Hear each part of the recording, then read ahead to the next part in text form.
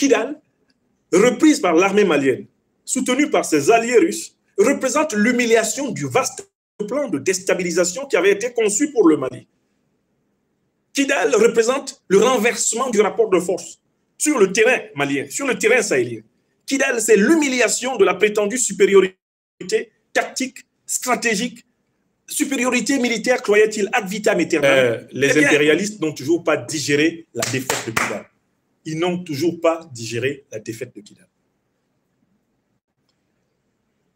En 2011, l'assassinat de Kadhafi et la destruction sur le golfe de Guinée, les grandes puissances occidentales ont aussitôt proposé leur aide militaire stabilisée. Ce qui obligea Sergueï Lavrov, ministre russe des Affaires étrangères, à faire une célèbre remarque au ministre français des Affaires étrangères de l'époque, qui s'appelait Laurent Fabius. Fabius demandait à la Russie de laisser la France intervenir pour empêcher l'invasion du sud du Mali par les terroristes. Lavrov fit remarquer ceci à Fabius. « Mon cher Laurent, vous vous préparez à combattre maintenant au Mali les terroristes que vous avez armés en Libye. » Et Laurent Fabius répondit ceci à son homologue, eh bien, Sergueï Lavrov. Il lui répondit, c'est la vie. C'est la vie. Donc, il faudrait d'abord que vous compreniez que la déstabilisation de l'Afrique, la déstabilisation du Niger, la déstabilisation du Mali, la déstabilisation du Burkina Faso, que toute cette déstabilisation-là ont été conçues en très haut lieu par l'alliance qui a détruit la Libye et assassiné Kadhafi. Ça, c'est le premier point. Par conséquent, lorsque progressivement les terroristes ont envahi le nord du Mali et commencé à avancer vers le centre, cela faisait partie du plan dont Barack Obama avait parlé au président Mahamadou Issoufou à Deauville. Issoufou lui avait dit, ne détruisez pas la Libye. Si vous détruisez la Libye, vous allez déstabiliser toute l'Afrique, tout le Sahel. Et Obama avait dit à Issoufou, Mahamadou, nous allons finir le travail. We will finish the job. Alors, en quoi consistait le travail? Mais à provoquer une partition de fait de tous les grands pays africains par des mouvements de rébellion,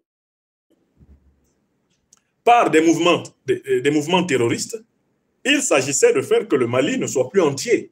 Et notamment que le Mali, riche en hydrocarbures, riche en or, riche en diamants, riche en uranium, échappe au contrôle de l'État malien. C'était ça le plan. C'est le même plan qui a été conçu pour le Niger. Pour le Burkina Faso, il fallait absolument que toute la région du Liptako-Gourma soit arrachée aux négro-africains, que cette région soit en coupe réglée par les terroristes et que sous prétexte de restaurer la paix et la sécurité internationale, les grandes puissances occidentales s'y installent avec leurs camps militaires et leurs multinationales pour piller ces régions.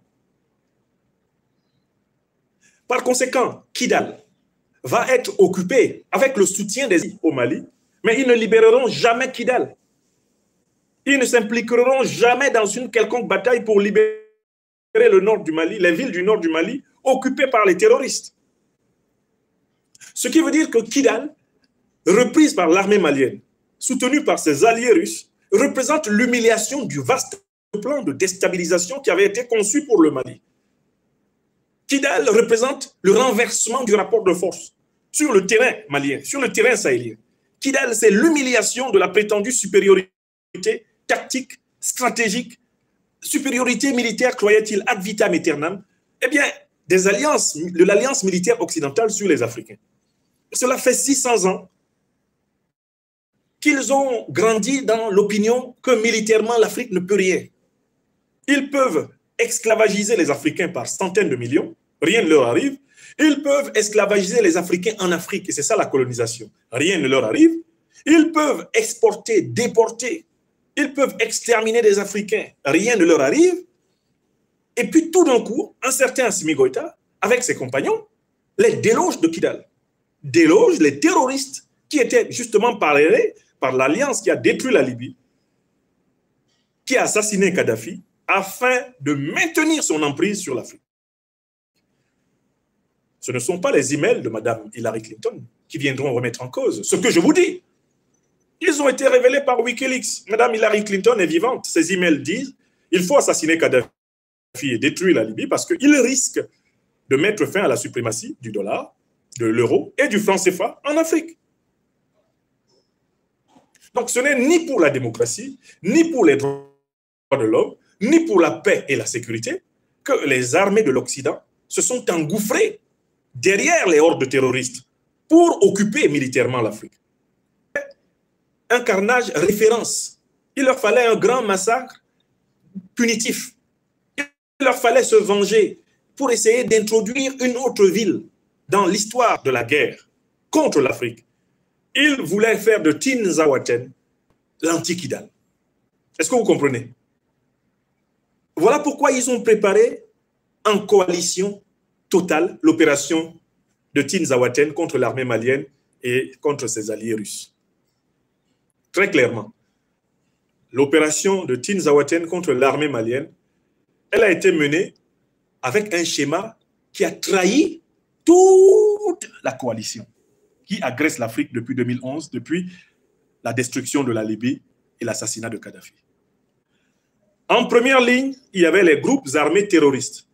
Alors qu'on nous a présenté ces groupes armés à la base comme étant opposés les uns aux autres, on a tenté de nous dire que Al-Qaïda est opposé à l'État islamique. Tout d'un coup, Al-Qaïda et l'État islamique s'étaient entendus pour attaquer Tinzaouaten et tuer les soldats maliens et leurs alliés russes. Première ligne. Deuxième ligne, ils ont bénéficié d'une base arrière. La base arrière principale dont ils ont bénéficié, c'est la base arrière que leur offre l'État algérien, le gouvernement algérien actuel.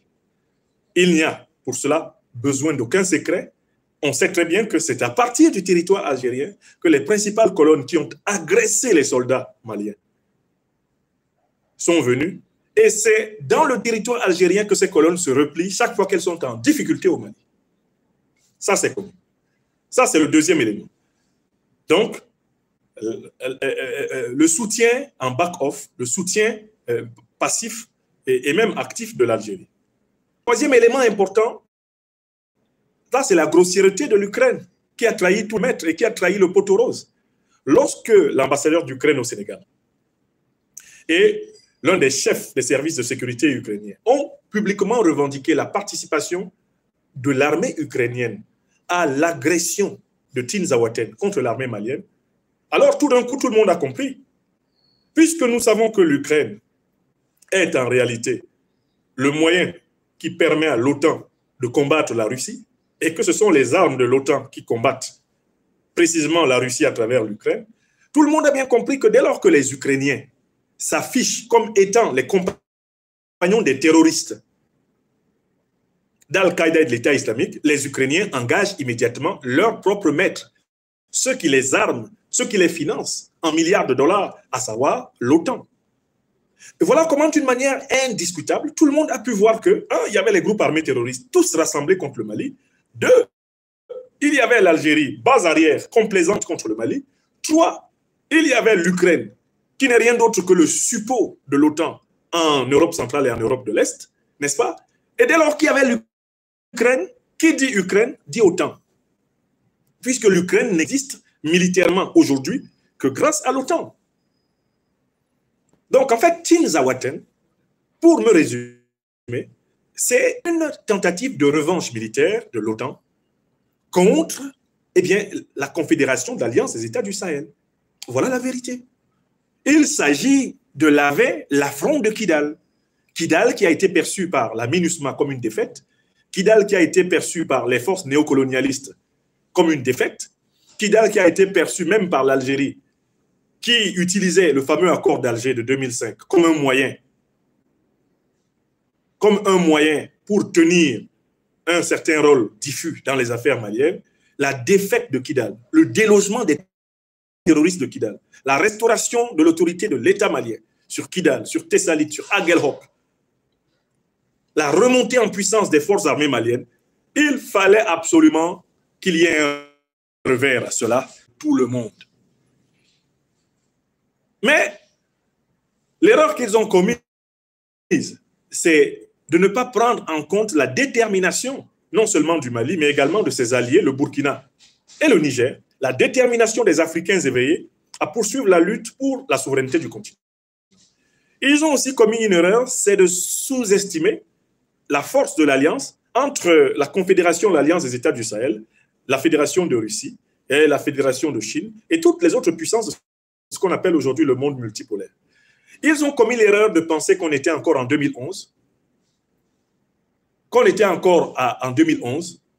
comme dans l'affaire justement de Kadhafi, qu'ils ont trouvé à nu et à qui ils ont fait la peau.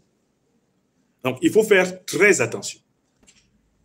Cette affaire de Tinzaouaten, c'est une tentative, en réalité, d'effacer la défaite de Kidal, mais cette tentative a échoué parce que les forces armées maliennes restent solides sur le terrain. Elles sont déterminées à bouter le train, à bouter l'arrière, à bouter le croupion aux forces terroristes et à leurs alliés. Et la naissance de la Confédération de l'Alliance des États du Sahel est venue complètement changer la donne pour ceux qui veulent continuer à agresser l'Afrique noire. Ils ont affaire maintenant systématiquement à 3 armées pour le prix d'une seule, partout où ils attaquent. Comme on l'a vu d'ailleurs dans les événements militaires de Tinzaouaten et sa région qui se poursuivent. Donc, sur ce sujet, je conclus en disant, ils ont voulu venger leur défaite de Kidal par Tinzaouaten, mais ils ont échoué. Mais attention, ils vont recommencer autant de fois que possible. Ils vont continuer à chercher des victoires, des batailles symboliques. Ils vont continuer à chercher à éprouver les forces armées de la Confédération de l'Alliance des États du Sahel pour reconquérir l'aura qu'ils ont perdue lorsqu'ils ont, à la débandade, décampé de Kidal, de Tessalit, d'Aguelhok et fui la queue entre les fesses comme chien battu sous la pluie en Algérie. Je tenais à le dire. N'oubliez pas. N'oubliez pas. Maintenant, je prends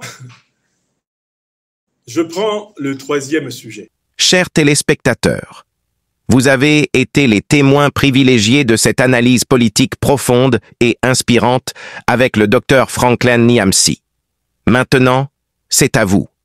Réagissez en commentaire, partagez vos réflexions et vos idées. Si cette vidéo vous a éclairé, n'hésitez pas à l'aimer et à la partager avec vos amis. Ensemble, nous construisons l'Afrique de demain. Restez connectés sur Afrique Diverse TV pour encore plus d'informations et de débats passionnants. À très bientôt.